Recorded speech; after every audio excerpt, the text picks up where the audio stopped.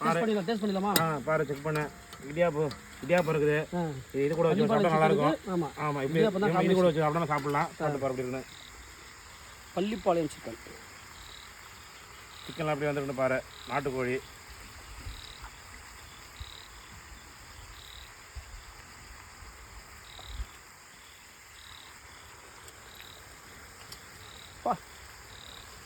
செம்ம டேஸ்ட்டாக இருக்குது.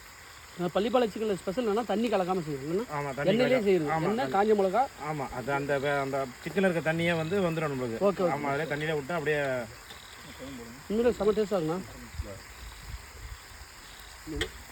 ஃபஸ்ட் டைம் நான் சாப்பிட்றேன் பள்ளிப்பாளையம் சிக்கன். இது நான் சாப்பிட்டதே இல்லை, இதுதான் முதல் முறை.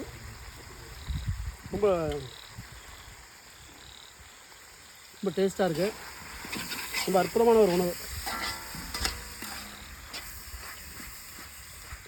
சார். நான் இப்போ எல்லாத்தையும் சாப்பிட வைக்கலாமா? வாங்க எல்லோரும் பள்ளிப்பாளையம் சிக்கன் சாப்பிடலாம் வாங்க.